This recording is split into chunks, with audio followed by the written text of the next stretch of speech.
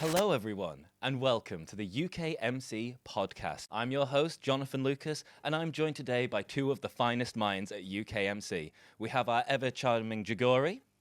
Hi, I'm Jagori Bandopadhyay, and I am the academic registrar working at UKMC. And our fantastically dressed, fantastically minded Olivier.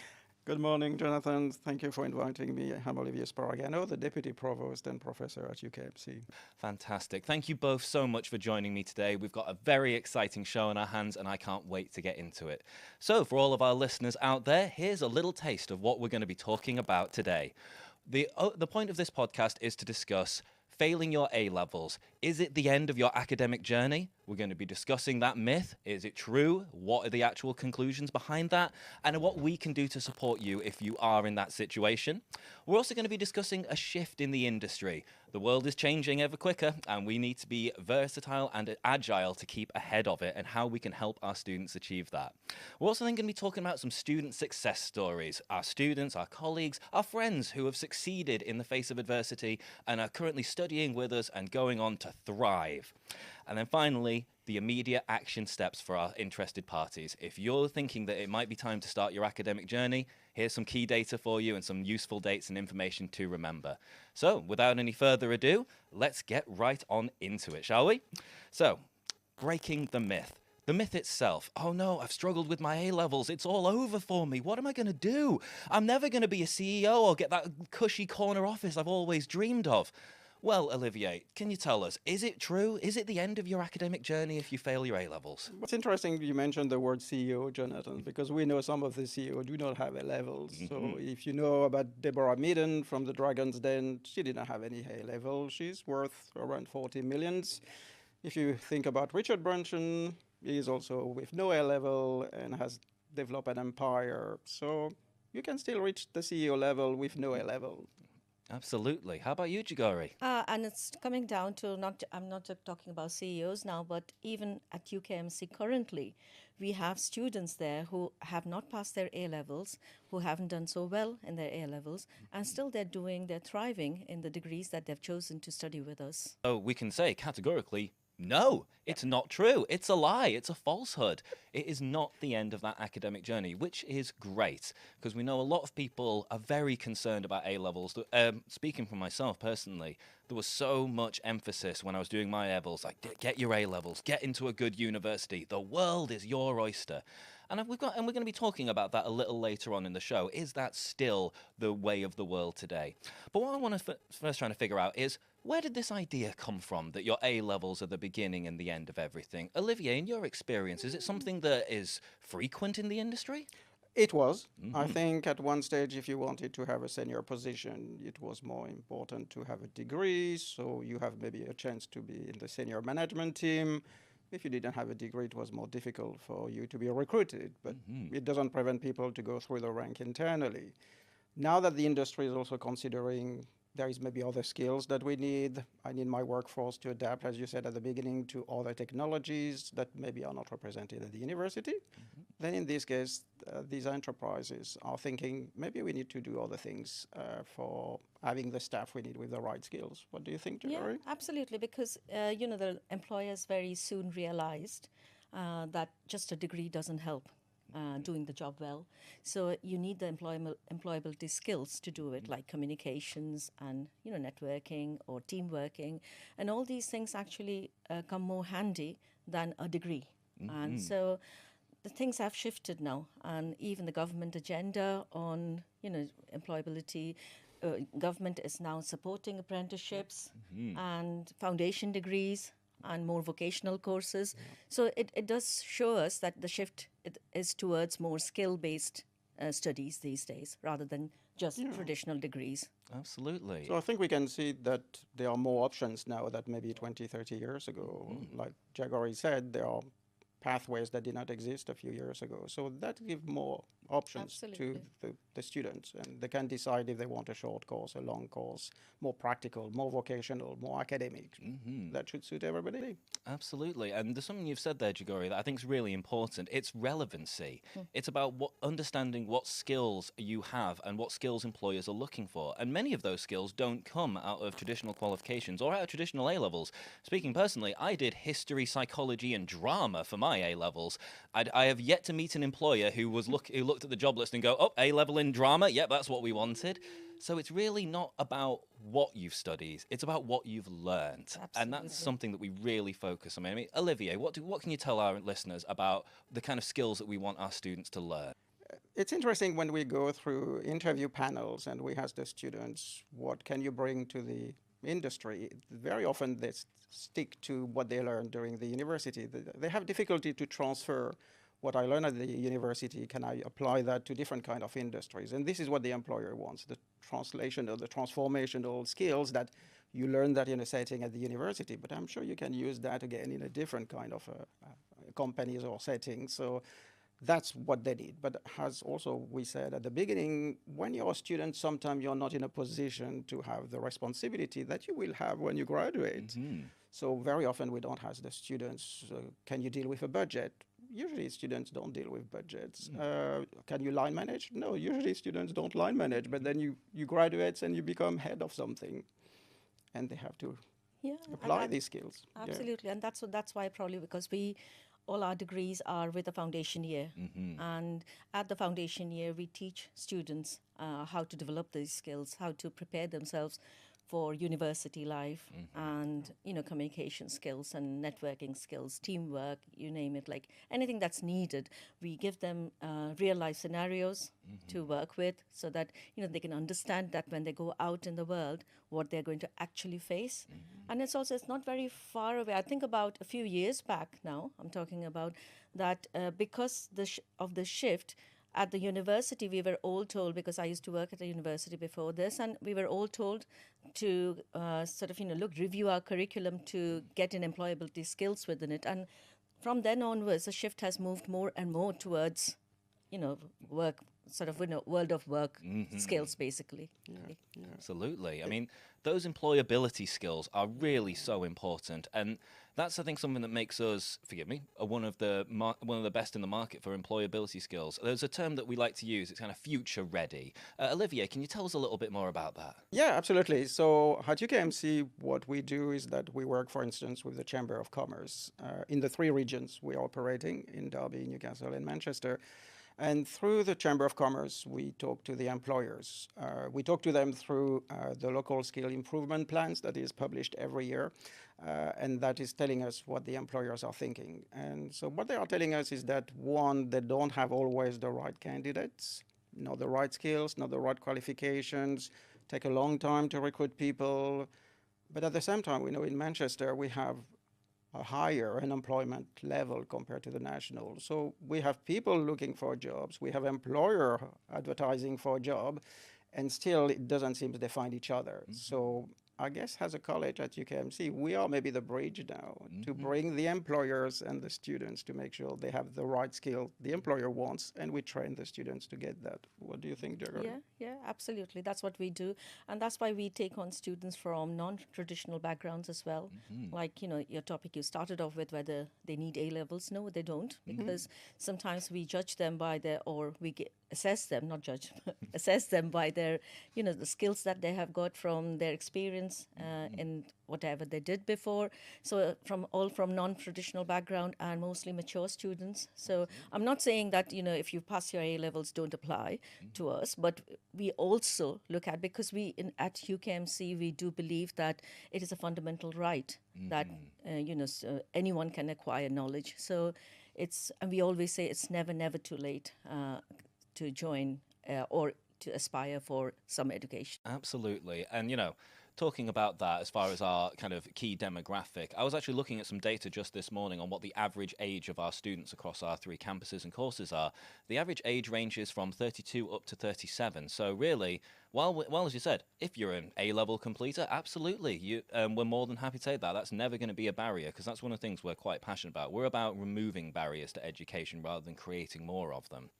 But it just goes to show that we are just as interested in someone who's lived 20 odd years since their A levels, got some life experience. And that's why, as you said, Jagori, it's about bringing them in at the right level. The foundation level helps students acclimatize to that kind of environment. Because personally, higher education and university lifestyle, it's a lot to suddenly adjust to. You've got lectures, you've got coursework, homework, you need to understand about referencing, academic writing. There's so much that is very ingrained into the ethos and into the way of studying that if you're not familiar with it, or like many of our applicants have been away from education for a while, it can be difficult. It can be absolutely difficult. Yeah. So that's what we're doing. Can you tell them something a little bit more about what we do to support our students over the course of their study? We do support our students through our SSTs, and obviously, initially when they come in, like we have had examples of students, or like for data protection, I wouldn't probably mention names here, but we have students who have failed 3 A levels and still, through working with our admissions team and our admissions officer, they have managed to get onto our course, and now they are thriving with the help of the SSTs who do help them, because for some of our students, it is probably after a very long time, or maybe the first time they are coming into higher education. So yes, and we do, and these people are thriving. And there was another one, I can give you an example, that it's a first year student who didn't do well in her business A levels. She failed her business A levels, and then she applied to us, and we worked through her, and sort of, we worked. She has now secured a position to come to our college, and now she's thriving. Absolutely. And that's one thing that we do get quite a lot as an admissions manager myself. I see a lot of students asking this question. It's like, I failed my business course. Can I do a business degree? Olivier, you're giving me a big rosy smile there, mate. I'm guessing that's something you've encountered You as want well. to know how many businesses I failed? Is that what you're asking me? Yeah, I failed a few things, so maybe I will qualify for that. I think it's to give the confidence to the students, and the fact that at UKMC we have them entering through the foundation. If they wanted, some could enter year 1, and we know we have the top-up degree where they arrive at the last year. So in a way, depending of your skills and your potential, you can enter at any stage of the degree. And that will help the students who maybe needs more time, as you said, to prepare for the first year. And let's do a foundation to recap what we need to learn. But what is great is that in our classrooms now, we have a diversity of students that maybe we didn't have a few years ago, where we have mature students alongside the young A-level students. We have students coming from different low-income backgrounds or ethnic groups. And that is creating a diversity which is great, but that also highlights the fact that all these students maybe have different learning needs and maybe needs different skills, because, as we discussed, some have been in the business for 20 years and come back. They have different skills during these 20 years. So it's great for us to do that. Yeah, it's transferring those skills really to academic life, basically. And we teach them how to do that. And before, as I talked about SSTs, it's called student support tutors, really, so who actually help these students to do sort of, how to upload assignments and how to just helping students in their day-to-day life, basically. So, and it's pretty good. I think it's the structure over here is really, really good in helping students out when they're struggling. Absolutely. I mean, speaking just for myself, from that very first step when students apply, we get so many of them coming forward. And I've seen people with 20 years of experience under their belt, people who have run businesses and everything like that, who are now thinking, you know what, I want a proper qualification under my belt for this.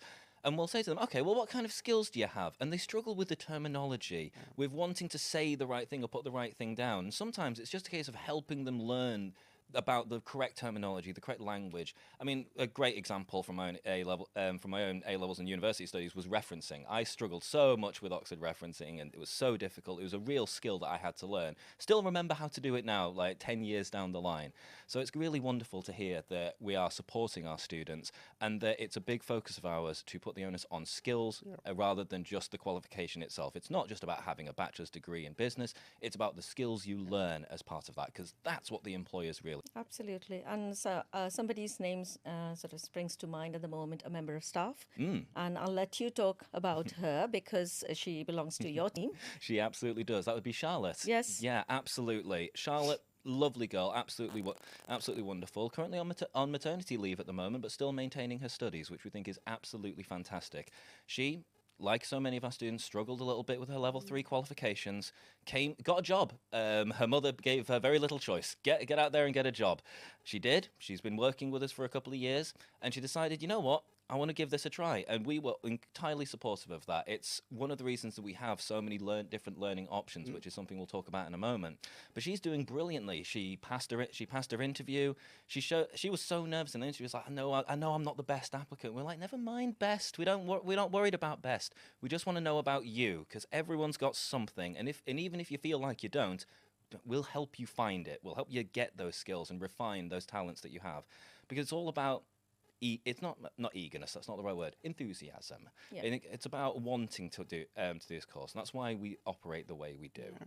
So I just want to move us on a little bit. Talk about the shift in the industry, because undoubtedly there has been a shift. I mean, Olivier, you started us off by saying that the UK government itself, as did you, Jagori, has now started investing a lot more time and energy and attention into what we call non-standard routes for academia. So can you tell us a little bit more about that, please? I think a few years ago, the government was very keen that not everybody has to go through a degree or go to the university. We need short courses. And when we read what's happening in the report from the Chamber of Commerce, we see that the jobs that are still vacant are from operative at the bottom of the development of the staff to leadership and management. And we see that there is a lot of jobs through semi-skills that are needed. So in a way, now we know we have jobs that people could have after formation for a few months, a few years.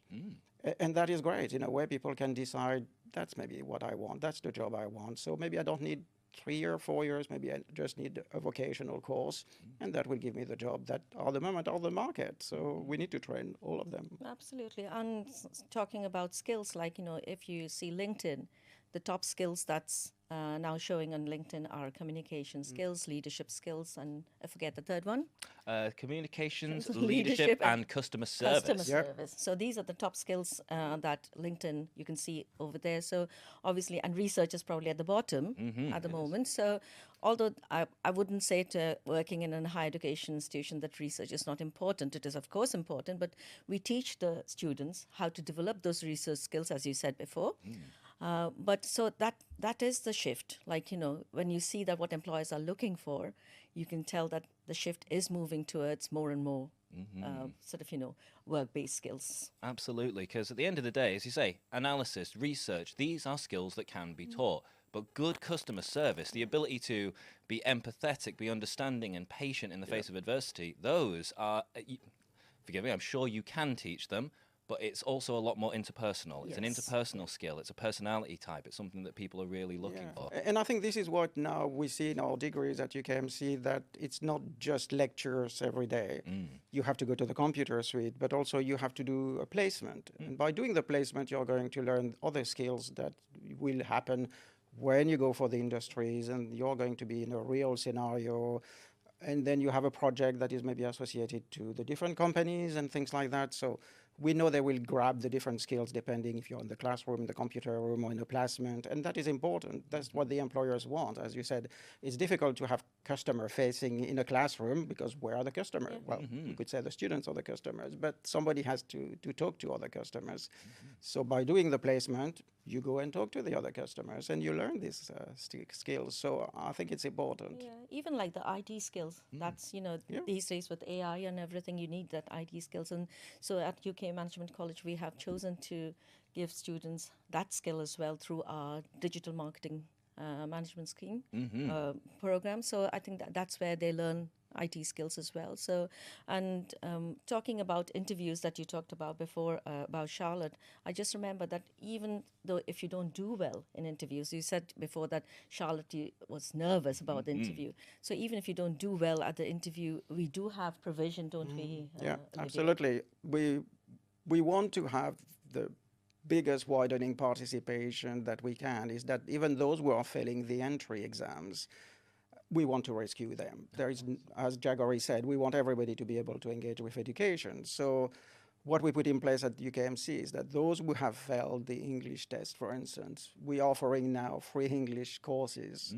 to make sure they will reach the proficiency that we are expecting and give them another chance that, okay, maybe in a few weeks and a few months, your English proficiency would be good enough. Now you can come back. And that's a victory for us. These students would have been eliminated from all the mainstream university.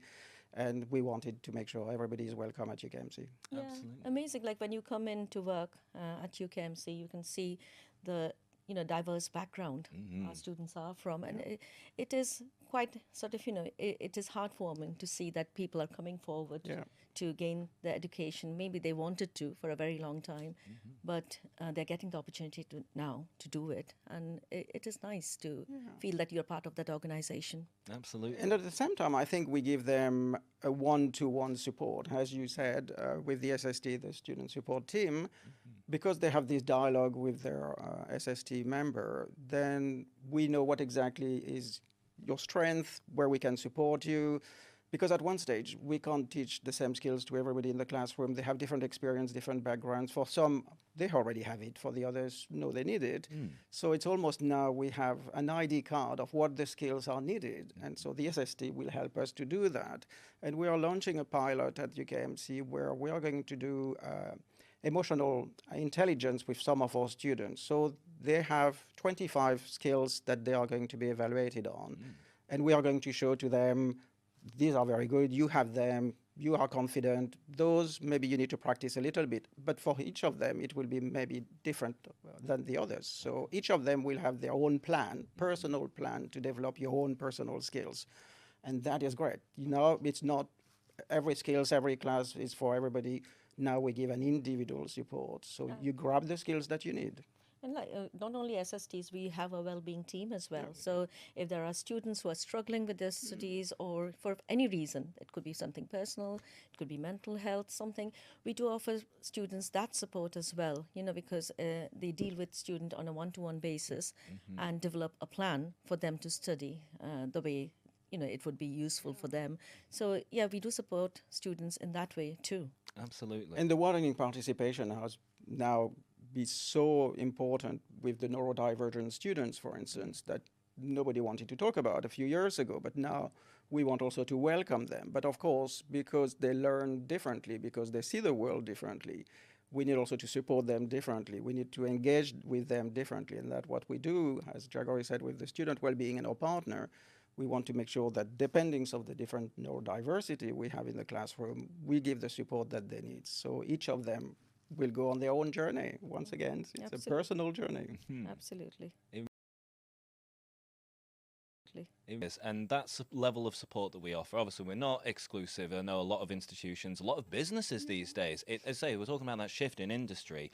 There was a time, 20 years ago now, when even something like a obsessive compulsive disorder or hyperactivity was almost a black mark against the child. In my upbringing, there was a kid down the road who, whenever he was brought into a classroom, like, this is such and such, he's a bit hyperactive, so you have to keep him calm, don't give him sugar, and all sort of kind of stuff.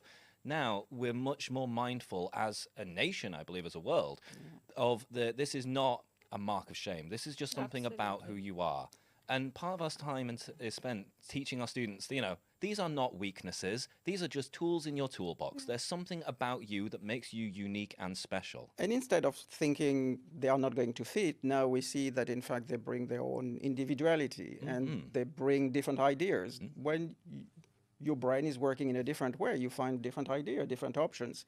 And what we see in some of the reports is that the more neurodiverse is the team, some of them show that they have 30% increase in the production because the neurodiverse staff have brought different ideas that the others didn't know about that. So it's great. It is helpful for the other students as well, sort of, because, you learn how to interact with these students. And because when you go out there, doing business or whatever, going to an office, you learn how to deal with different types of people from different backgrounds, really. So it is useful for They could be your customers. They could be part of your team. So you learn how to deal with them. So it's important that we expose our students to the diversity of the people you're going to work with. And It is. And it really does goes to show when we're walking the corridors of UKMC and we see little groups of people and they're talking together and planning, or they're doing coursework in classes, and you might have someone over here from Romania, someone from France, an Irish student, a young young person who's just finished their A levels and a 65-year-old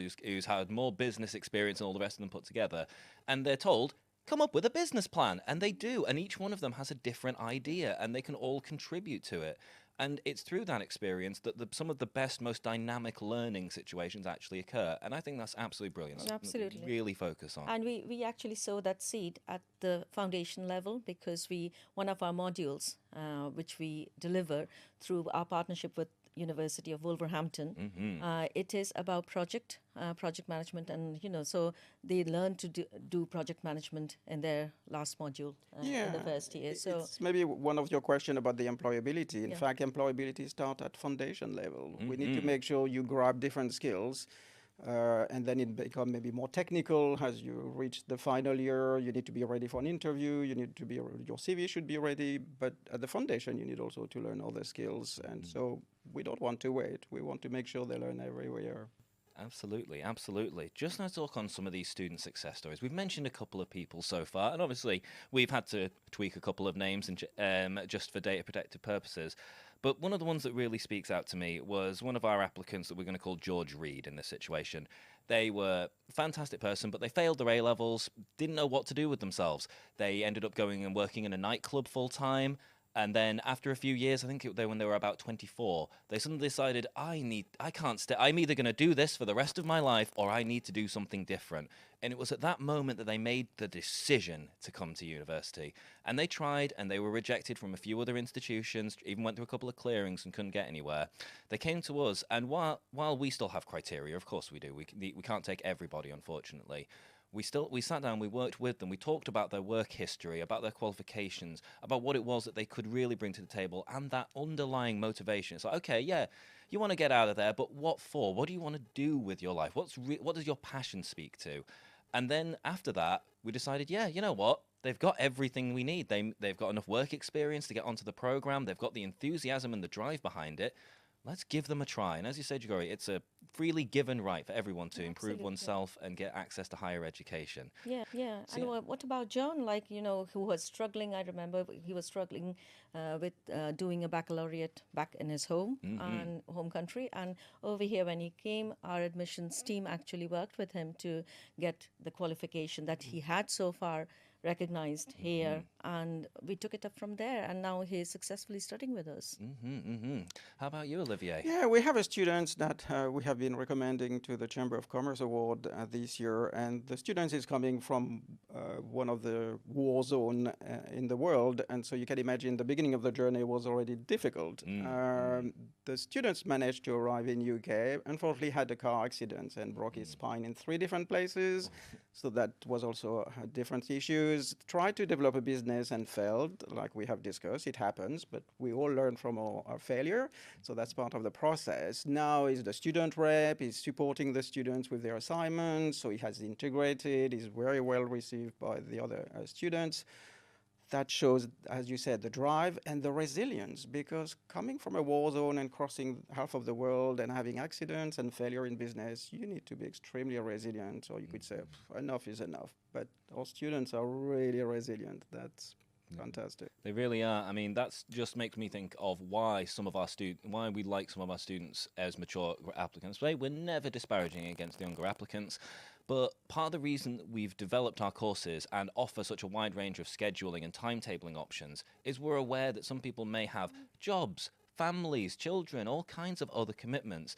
And seeing some of these people, they're 40 years of age, they're coming in on the evenings, do their evening shift, they're coming in 1 day a week for their weekend session, and then the next day they're straight back to work, or they'll say, sorry, can't stay after the lecture today, I've got to take the kids to football. And it's like, oh, good for you. And it's that drive and passion. This is one of the reasons why we say, don't think it's too late. It's never too late. In fact, if you've had a few life years, got a few years and experience under your belt, you're generally more resilient, more capable of balancing your different priorities because you've done it already. And I think you understand your responsibilities better as a mature student. Absolutely. And I think it gives the right setting in a way. now we recreate in the classroom a setting of students with different maturities, experience. Is it not what's happening when you go for a job interviews? Not everybody has the same age when you start your job. Not everybody is in the same categories. And so there is a diversity in the workforce. And now we see there is a diversity in our student workforce. So they're also learning already to work with people from different backgrounds, different age, as they would do when they join the company. Absolutely. Absolutely. And we're not saying that every student is going to know exactly what they want to do at the end of this. Many of our students, when we ask that question during the application, what do you want to do this degree for? If they're doing a business course, they'll go, oh, I want to open a business. Of course, it's like, oh, if we're doing digital managing, I want to work in digital marketing. And it's like, okay, that's great.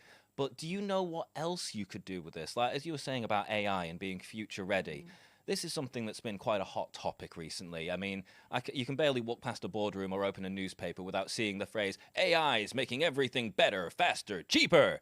And it's like, sure, absolutely, when used the right way. And part of our reason that we do this courses and have started taking up digital marketing is to teach people that, yes, it is a tool, but you've got to know how to use it properly. Exactly.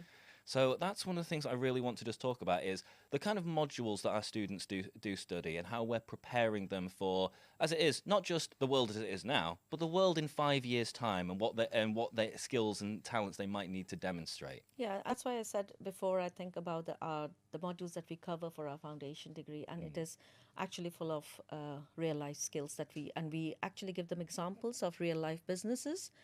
So that they can understand what you will be facing once you go for that business that they talked about at the interview, as to opening a business, exactly what you will need. And talking about AI, we have that expertise across the college as well. So, like I know that our dean of our college, he is actually a very active researcher in this area of AI. Isn't he a published writer on that Yes. subject? Yeah. And so he sort of, we try and teach them how to use it, as you said, to their advantage. It's because normally there's a myth that AI, it's all about plagiarism. It isn't. It isn't. So I think we do help I think AI is important for us in education because it helps us to create scenarios that maybe we don't have every day in the classroom. So if we do the digital marketing or the business, we can create any business tomorrow with AI. And today it's a 200 staff company and another one is a multinational, but we don't need to visit them because maybe we don't have it. But the AI will create it and you can tweak the program and one is going to fail, the other is going to succeed, depending on what the students are going to do and say. So we train them for a myriad of potential opportunities. Also, what is interesting is that we want also the students to discuss what the AI is telling us and see, oh, is that a better idea than what I have? Or do you see the pros and the cons between what the AI is saying and what the students are saying? And as we said, the employers are telling us what they want now, but we need to prepare them, the students, for what will be needed in 5 years, 10 years. And this is what we need to prepare them for new skills, technical skills, and how do we communicate with an AI platforms? That is something we need to put in place. Yeah, absolutely. And as you're saying there about, as mentioned earlier, the most successful individuals are usually those who can be versatile, agile, able to adjust and adapt. And forgive me, there tends to be a tendency to specialize. When you've spent so long learning something, you're very proud of that knowledge. Like, I know everything there is to know on this subject. And then the subject develops. And, 20 years ago, we might have thought we knew everything there was to know about working with computers. Now, 20 years later, we've got computers that know more about computers than we do. And so it's almost scary, and people tend to turtle up and not want to engage with new things or stop learning after a certain point as they felt they've learned enough. Whereas one of the ethoses that has always been said around UKMC, ever since I started hearing, it's like, we're a higher education institution. We don't stop learning. We never stop learning. If everyone has to be able to keep learning, keep developing, keep growing, and that's been absolutely fabulous. I'm sat here in my mid-30s with two individuals who I know have dedicated their lives to the advancement and the pursuit of education, and I think that's really special. And that's one thing that makes UKMC special. Is it's not only employing and training and trying to teach students to have that lifelong learning, but it is staffed by lifelong learners themselves. I mean, Olivier, can you tell us a little bit about your educational history? Oh, that was many, many, many years ago. So I don't know if we need to go back to the Second World War, maybe not that much. But yeah, as you said, I was learning really traditional knowledge, and then suddenly methodologies and techniques arrived. So I had to learn new things that they didn't tell me in schools because they didn't exist. So in the last 30, 40 years, I had to reorganize my learning and my understanding of the world because there was new options for me. Maybe going through what is the topic of today is that your career is not always a direct line, so you have to learn a little bit there and that, and that's great in a way. I learned with different industries, different craft, and different skills, and I think that is important. You collect all the knowledge and the skills you can during your career. But then the technology maybe asks you to do it again. So yes, I do the tests like the students for the emotional intelligence have done it as well. So I know where are my strengths and things that I need to work on. Yeah, mine will be probably because it's 4 decades back I came to this country and realized very soon that the degree I did in India wasn't really recognized here. So I got on to doing another a master's over here at University of Liverpool, and from there was no looking back really because I studied as a mature student. It was difficult. I wouldn't say it was because when you talk about Charlotte, it is difficult when you try to manage your family, do your studies, and work at the same time. So I think it was very difficult at that point. But now when I look back and I think, oh, I'm so glad that I did it at that point because, and then I went on to doing another degree over there at Liverpool University, and here I am at the moment. So, and I'm pleased to say that because I pursued, because I dreamt that I would always say to students, don't stop dreaming. Don't, just come forward. Staff says to me every morning when I ask, saying, "Good morning, how are you?" And he's like, "Living the dream." And I'm like, "Good, that's what I want to hear." I also tell him to dream a little bigger every now and again, but at the same time, that's fantastic. Never stop dreaming, never stop pushing that ambition, because ambition is a strange thing. It can actually creep up on you quite later in life. Coming from a 30-year-old who has no right to speak on the subject of what happens later in one's life. But it just makes me think of a chap. They were, I think, mid-60s, maybe going on to their 70s. But I think that we called that their silver years, is how he referred to it. Why are you looking at me? I'll give a these sneaky categories, glance at Olivier yes. there. As an expert on silver years, Olivier. And he came to us and he was like, "I'd like to start studying this course." And our first question was like, "Okay, but why?" Because, education, we couldn't just sell him a course that he'd have no benefit out of. I was like, "What do you want to do with it?" And he was like, "Well, I've always wanted to open a business, and I'm now retired. I can actually do that." And I was like, "Well, why didn't you do that at any point in the last 40 years?" And he was like, "I had to work, I had a family, and no, this is the first time in my life I'm doing this for me." And I was like, you know what? At that point, I very nearly stood up and applauded because I was like, "Okay, great. No further questions. Fantastic. Your interview is down the corridor, good sir." And that's fantastic. You do realize that you sometimes, because you get so embroiled with other things around you, you forget to actually do something for yourself. And you do realize that when you're in your 50s and 60s, that you need to have some time. You need to do something for yourself, really, because it is quite rewarding. Absolutely. Self-confidence, self-awareness. Yeah, we grow as well. Not just our skills, we grow personally. Yeah, and that becomes a very important aspect of your life. Like around that age, that it's time now that you do something for yourself. It is absolutely. And we were working with one of our partner institutions that told us the oldest students they have is 102. So you could also ask, are you going to start a business at 106 when you finish maybe your degree? But for some students at 102, it's maybe also the collegiality and the social relationship during the degree, continuing to work on your mind and your knowledge and to make sure you practice and things like that. So it's not always the degree is the end of this. It's the journey through the degree is already giving you something satisfactory. And this is what we see so many elderly students coming, because that's a great way to interact with other people than staying alone at home. So we help them there as well. No matter what you have achieved or not achieved in life, just come forward. My personal experience, I know that midway through my own degree, I found myself thinking, am I doing the right thing? Am I even in the right course? And it was only at the end of that qualification I realized, oh, this was a fantastic experience, but I don't want to do this for the rest of my life. And I've seen students do the same thing way through their studies. And they start on business and go, you know, I wasn't really interested in this module till I did it. Now I'm thinking, oh, is there a career in this? Because I'm quite interested in where this could go. Absolutely. So, one of the things that we're quite excited to talk about is our new ESOL, that's English Speakers of Other Languages course. I know, Olivier, you made a little mention of this earlier as one of our support networks. Yeah. But we really want students to understand, because we are very excited about this. It's a brand new process that we're putting in place. I think what UKMC is doing is that we go beyond the employability of the students. We now target the employability of the communities. So, as we discussed already, some of the students who fail the entrance exam in English, we are giving them more support for having these English courses.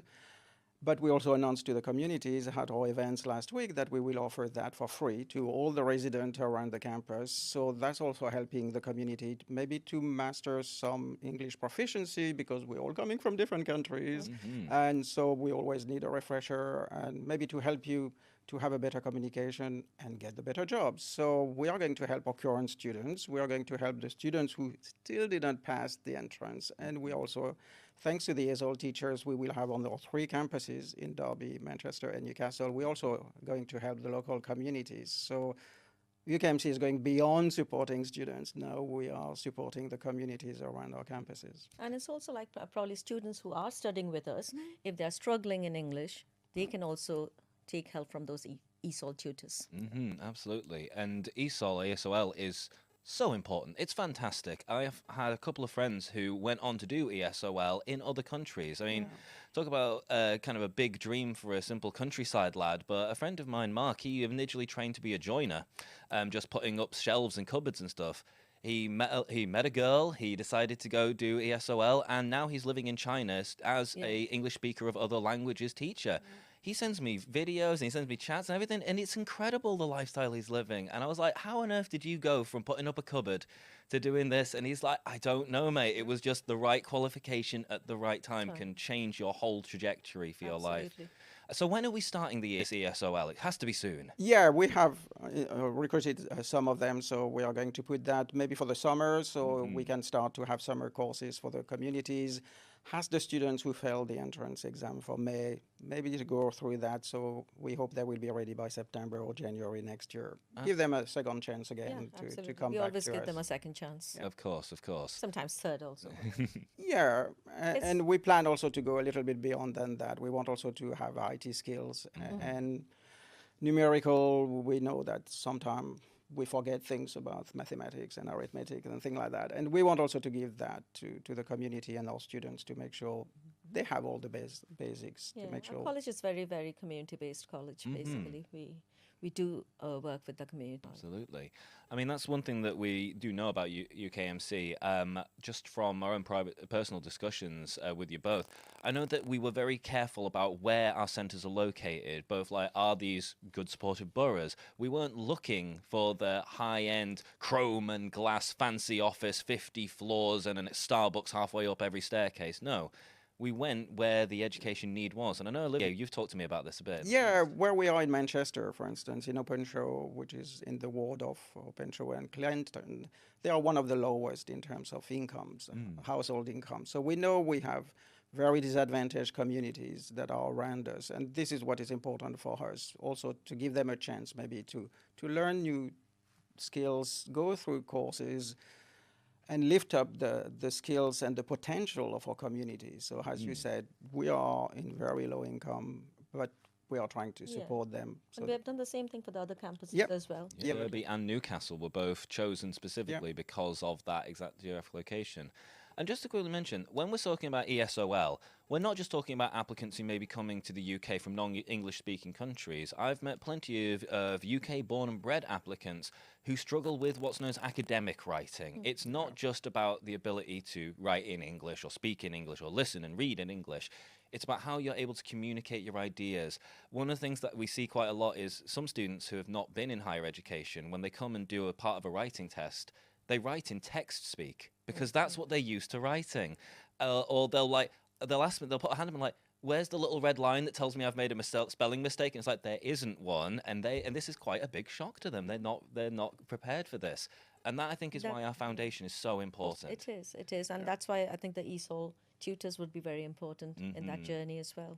It's not just about, we're not teaching them the English language, we're teaching them the kind of level of English and the academic writing. And that shows the different generations have been using different kind of wordings. But when you go to work, you are going to have colleagues who have learned English in a different ways and learn grammars and vocabulary. And so that helps also to connect with people and talk the same language and not the text or LOL or whatever. But it's also something that we have to prepare them for as far as the culture and the expectation while you're at university. Absolutely, we want people to enjoy their time and get on. But something we learned from working with our partner institution, Wolverhampton, was sometimes students need to understand what is expected of them as far as conduct goes within a university as well. A great example, I was talking to a lecturer and they said, oh, I used to get text messages at 3 a.m. from my students saying, can I have an extension to my essay? And it's like, this is not the way we do things. No. But it was only because they didn't know any better. They didn't understand that your lecturer or your tutor is not your best mate. They're not your drinking buddy. They're a professional person in your life, and therefore there is standards of conduct to be understood and ways and means to doing so. And that's absolutely brilliant. Now we're coming into our final 10 minutes. So thank you both so much for your time here today. You've been brilliant. You've been charming and entertaining as always. I love working with the two of you. So I want to take a couple of minutes now just to talk about your action steps. So if you are thinking that it's time to start your academic journey and you're interested in knowing more about what UKMC can do for you and your future, then there's a few steps that you can take right now. You can go onto our website where you can find us on Google by typing in UKMC, that's UK Management College, in Manchester, Derby or Newcastle, and you'll be able to find our website that will provide information on all of our courses, start dates, more information about our institution, ethos, our values, our mission, everything that you could ever want to know about our institution and how you can get involved. You can also submit an application directly through our website. We also work hand in hand with several agencies across the UK because we do know that sometimes people need help submitting their applications, getting started on their courses, and we want to make sure that, as we say, no one is missed out, no one's disadvantaged, everyone gets a fair and equal treatment, and that's one of our most important ethoses. As you said, Jagori, right at the start, access to higher education and the betterment of oneself is a fundamental human right, and it's something that we really, really believe in here. So by all means, go straight to our website or speak to our agencies and colleagues who will be able to assist you in setting up your application and putting that information together. If you're worried about not having all your documentation or worried about what you might need to provide, we did a webinar a little while ago, myself and one of my colleagues from our student recruitment management team. We went through everything that you need to know, and that is available both on LinkedIn as well as on our Facebook page as well. So please go there and take a look. But for a sneaky peek at what we talked about, we will let you know that you need to have a form of ID. Just about any form will do just nicely, but you can find full details during that webinar and on our website. Any qualification documentation you have, so certificates, transcripts, anything like that, if you have copies, please do have them prepared for you because we will need to see those, or a copy of your CV. It doesn't have to be shining, it doesn't have to be flawless. One thing that always stood out to me was I had 2 applicants apply. One of which came with a CV that looked like it had been created by a graphic design team. It was beautiful. It had integrated images, it had connections to his website and everything like that. It was lovely. What it did not have was a detailed breakdown of his work history on there. It was too much, and then I did a little bit of this and a bit of that, and I learned so much from this experience, and I was like, lovely, but I need to write down if you've got enough work experience for this course. Then we had another gentleman come in. He came in and he apologized when he gave me his CV. He goes, I'm really sorry, it's terrible. It was a simple typed piece of A4 paper, black and white, name at the top, curriculum vitae, and then his work history underneath. And I was like, that's perfect. That's exactly what I'm looking for. I don't need fancy graphics. You don't need to worry. That's the message that I want any potential students to take away. Your CV is not about the quality of the paper it's printed on or how fancy a font you can make your title stand out in. We're interested in the content. It's about you. It's about what you've done and how we can help you expand your future horizons. So have those documentations ready, ID, qualifications or a CV, and finally, a proof of address and residency status if that is applicable to yourself. So, as we know, the UK government's gone all entirely share code related at the moment, so please have that generated and ready if you need it. Alternatively, we'll just need a proof of address to confirm that you are within travelling distance from one of our centres, as unfortunately we don't yet have the capacity for online courses. As we say, we're a community-driven college. We want you to engage with our community. So for that reason, all of our courses are available in centre. So those are your immediate action steps. Take a look at our website, get your documentation together, and start thinking about what you want to get out of your future. Remember, just because you're studying business or digital marketing doesn't mean they're the only fields that you can go into. There is a wealth of opportunities and options out there for you. And here at UKMC, we can't wait to help you find those and get ready for your future career. Just something to be aware of, we are doing a course in May, however the May intake is closing very shortly.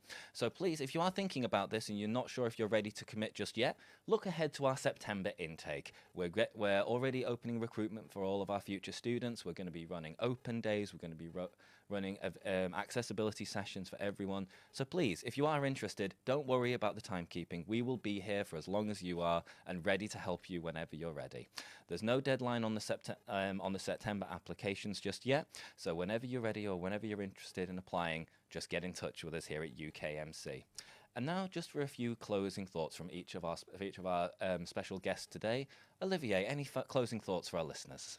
Interestingly, if we go back to the original questions, then I think we have answers that there are so many different opportunities that, in fact, if one door closes, we know a window we open somewhere else. So in a way, there will be different options. And if they have failed their A-levels, they can talk to us. They can come this summer during clearing time, and we can advise them what are the different options for them through the foundations and other things. So it's not the end.